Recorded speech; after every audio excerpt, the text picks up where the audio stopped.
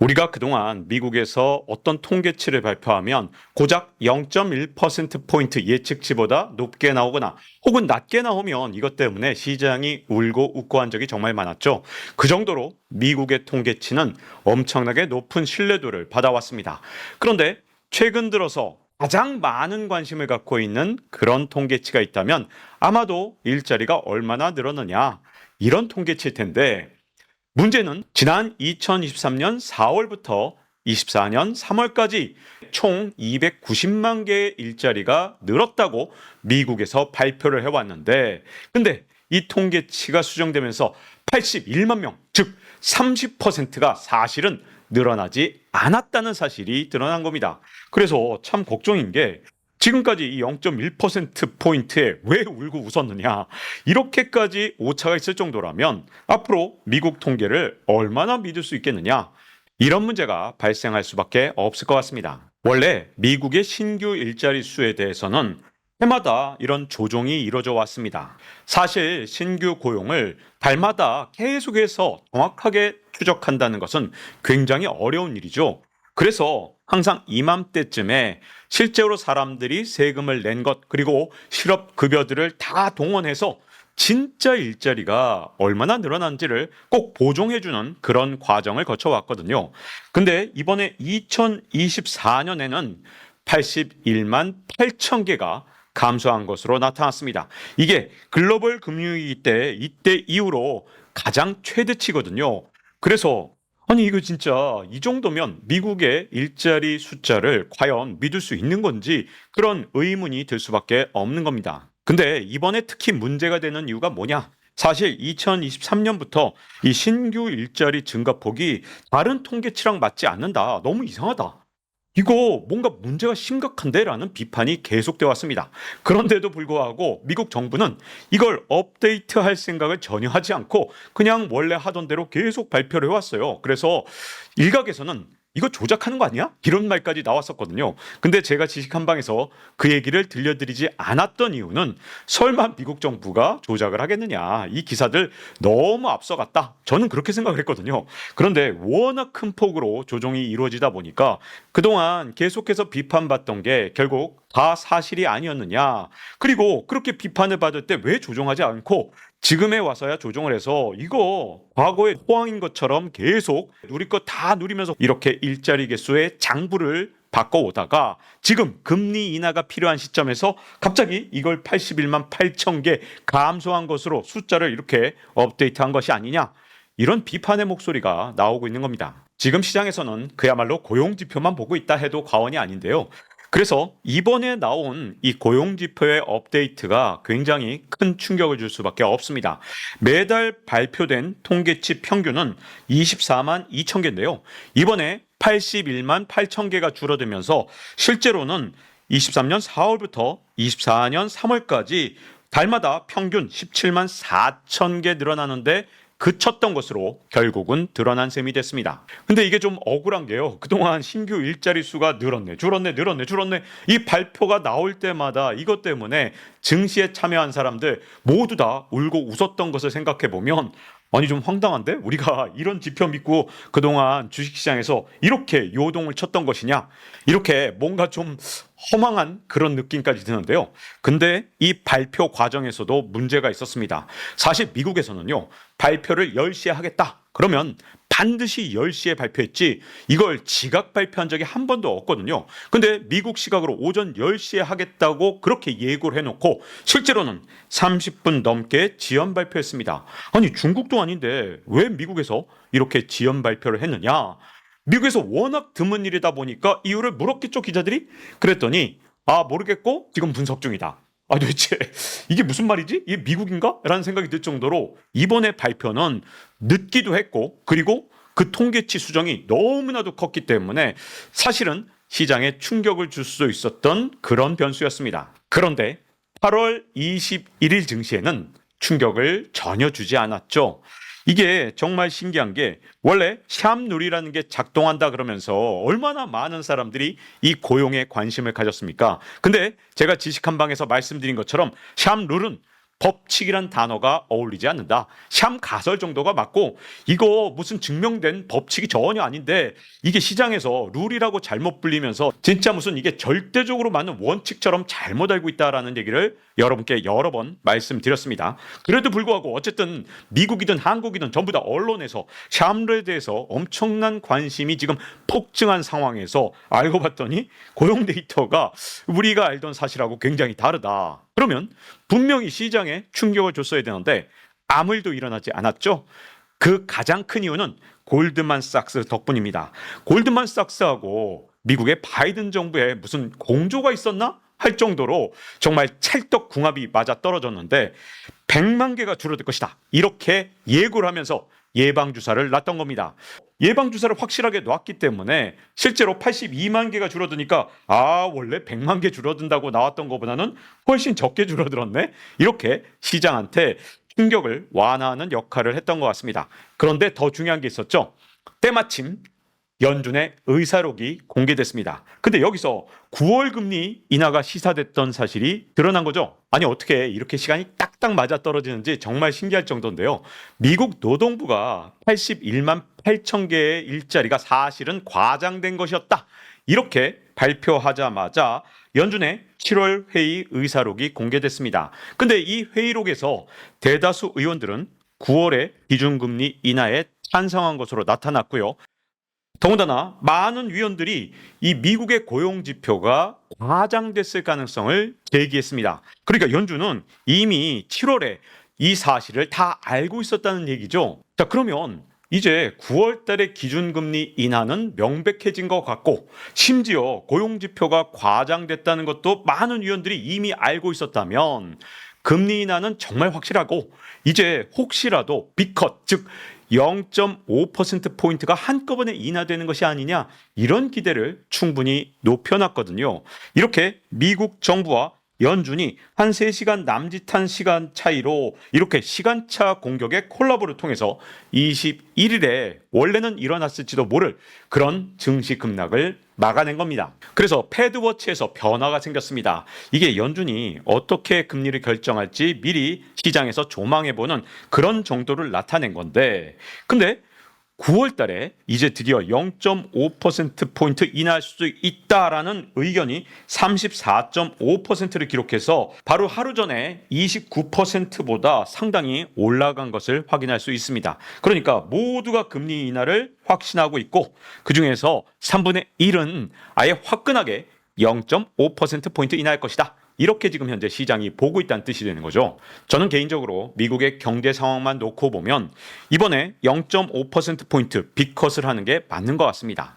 그런데 문제점이 하나 있죠. 바로 엔캐리 트레이드 청산 문제가 이제는 미국 연준을 아주 무섭게 따라 붙고 있다는 겁니다.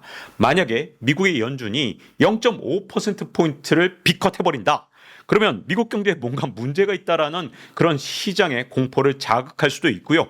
그 결과 만약에 달러 대비 엔화 환율이 계속 내려간다. 즉 다시 말해서 엔화 가치가 급등하게 되면 결국 어떤 문제가 생기느냐. 엔캐리 트레이드의 청산 속도가 가속화될 수 있습니다. 그러면 기껏 빅컷을 해서 미국 경제를 살리려고 했는데 오히려 미국 시장에서 자금이 빠져나가서 일본으로 돌아가면서 결국 금리 인하의 효과를 보는 것보다 오히려 엔캐리 트레이드 청산을 가속화시켜서 이게 금융시장에 충격을 줄 수도 있는 상황이 된 겁니다.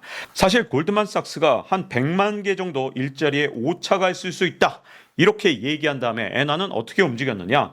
148엔대에서 145엔대로 이렇게 급하게 내려왔습니다. 다시 말하면 엔화 가치가 올랐다는 뜻이 되고 엔캐리로 자금을 들고 있는 사람들이 약간씩 걱정할 만큼 지금 환율이 움직이고 있다. 이렇게 볼 수 있는 겁니다. 근데 미국의 상황이 왜 0.5%포인트 빅컷을 해야 되는 상황으로 보고 있느냐?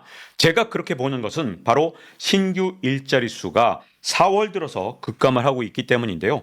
이번에 3월까지 통계치를 수정을 한 겁니다. 그러니까 예를 들어서 이 31만 개 늘었다.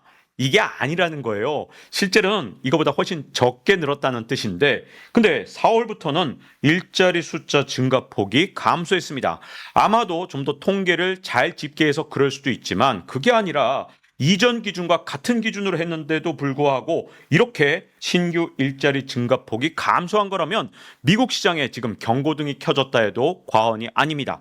특히 지난 7월 달에 11만 4천 개밖에 늘어나지 않은 것은 상당히 미국 경제에 문제가 있는 것이 아니냐, 이렇게 생각할 만큼 일자리 증가폭이 굉장히 작았다는 것을 뜻하는 거거든요. 왜 그러냐? 바이든 임기 후반 들어서 불법 이민자 그리고 합법 이민자도 엄청나게 많이 늘어났습니다. 여기 그래프에 보시면 마이그레이션 통해서, 즉 이민을 통해서 이민 법원에 온 사람들의 숫자 얼마나 많이 늘어난지를 보여주죠. 언제부터냐? 2021년부터 늘어날 조짐을 보입니다. 이때가 바로 바이든 대통령이 취임한 해입니다.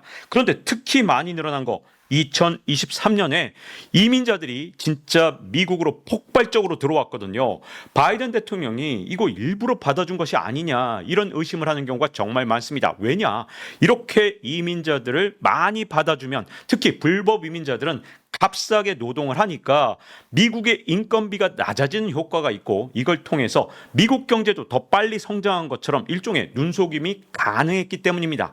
그래서 불법 이민자가 이렇게 급증한 데에는 일종의 정치적 목적이 있었던 것이 아니냐, 그런 의심이 그동안 미국에서도 계속 제기돼 왔었거든요. 이게 워싱턴 포스트에서 그린 그래프인데, 여러분들도 이 그래프를 보시면 지금 미국의 이민자 문제가 얼마나 심각한지를 확연하게 그래프를 통해서 확인이 가능하실 겁니다.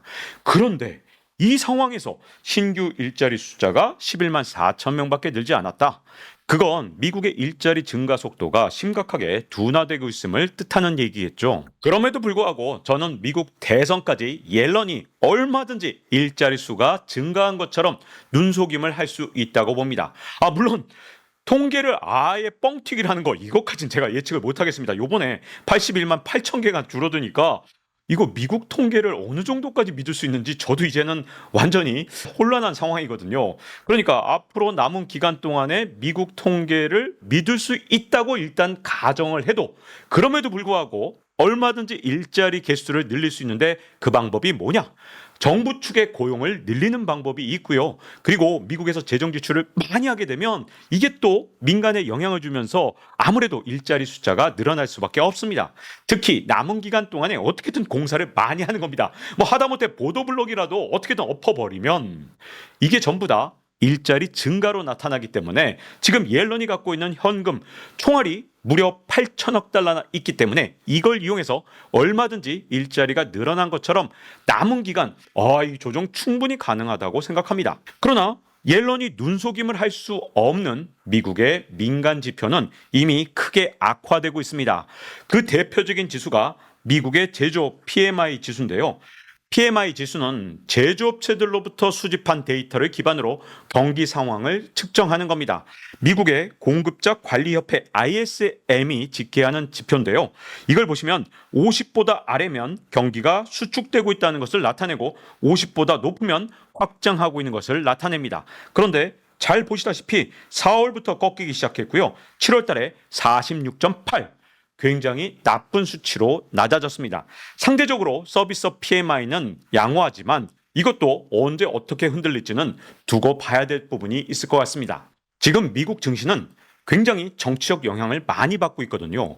그런 측면에서 증시에도 컨벤션 효과가 있다 해도 과언이 아닌데요. 자, 컨벤션 효과라는 거, 미국에서 이렇게 전당대회, 즉 컨벤션을 열게 되면 사람들이 막 뜨겁게 달아오릅니다. 그 과정에서 지지율이 좀 더 높아진 것처럼 나오는 경우가 있거든요. 이걸 컨벤션 효과라고 부르는데, 특히 이번 대선은 미국의 공화당과 민주당 양측이 아주 격하게 격돌하고 있고 지지자들 사이에서 그 열기도 아주 뜨겁거든요. 그러다 보니까 19일 미국 민주당 전당대회를 2천만 명이 시청할 정도로 미국 사람들이 지금 아주 후끈하게 달아올랐다고 할 수 있습니다. 이 미국의 민주당 전당대회 나흘 동안 이렇게 진행됩니다. 19일부터 22일까지거든요. 해리스 부통령의 후보 수락 연설로 결정을 이루게 됩니다. 근데 바꿔서 말하면 이 후보 수락 연설이 시작되는 순간 컨벤션 효과도 절정을 이루고 그 다음부터는 내려오는 성향이 있습니다. 그러다 보니까 미국의 베팅 사이트가 가장 먼저 움직였죠. 여러분, 이 베팅 사이트 미국의 대선 결과를 놓고 돈 먹기 하는 그런 사이트들이거든요. 자기 돈을 걸고 이렇게 투자를 하는 그런 사이트다 보니까 어떻게 보면 가장 빨리 움직이는 그런 대선의 풍향계라고 볼 수 있습니다. 이 베팅 사이트가 대부분 다 맞췄는데 딱 한 번 제대로 틀린 적이 있습니다. 그때가 언제였냐? 2016년 대선 때 트럼프하고 힐러리가 붙었을 때 이 베팅 사이트가 전부 다 힐러리가 이기는 쪽에 베팅을 했다가 그만 깜짝 트럼프가 된 적 빼놓고는 대체로 이 베팅 사이트가 맞춘 적이 정말 많은데요. 그러면 베팅 사이트는 어떻게 움직였느냐? 8월 7일까지는 트럼프가 앞서갔습니다. 심지어 총격 사건이 있었을 때는 트럼프가 완전히 앞섰는데, 근데 8월 8일부터 20일 사이에 해리스가 다시 역전을 했었죠. 근데 8월 21일에 트럼프가 대역전을 한 것으로 나타납니다. 왜 베팅 사이트가 중요하냐? 미국의 대선 구조가 정말 복잡하잖아요. 선거인단 이 숫자도 다 계산해야 되고 이런 거 일반인들이 한다는 거 정말 어려운 일인데 이 베팅 사이트는 정말 최선을 다해서 이 계산을 한 사람들이 뛰어드는 그런 곳입니다. 그런 곳에서 어떻게 보느냐? 이것도 중요하고요. 또 베팅 사이트는 선행해서 움직이는 경우가 정말 많습니다.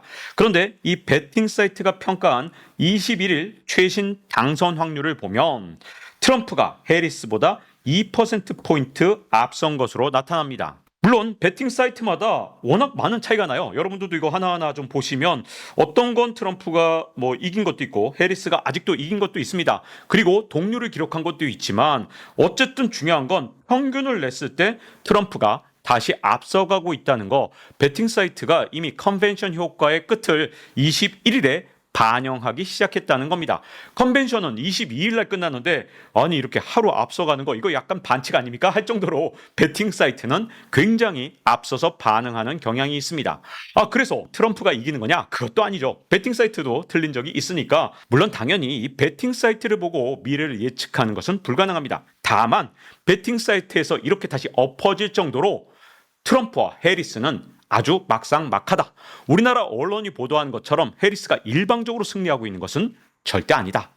이 말씀을 드리고 싶고요. 자, 이제 22일 해리스가 수락 연설을 한 다음부터 그때부터는 저는 옐런의 시간이 올 것이라고 봅니다. 왜냐? 옐런이 앞으로 미국 경제를 어떤 식으로 포장하느냐? 이게 남은 2달 반 동안 굉장히 중요한 변수가 될 가능성이 큽니다. 지금 미국의 신규 고용 증가의 진실이 드러난 상황에서 과연 앞으로 옐런이 또 어떤 카드를 내놓을지 굉장히 중요한 시점이 올 것 같습니다. 이제 박종원의 지식 한방 마칠 시간이 됐습니다. 다음 시간에 뵙겠습니다.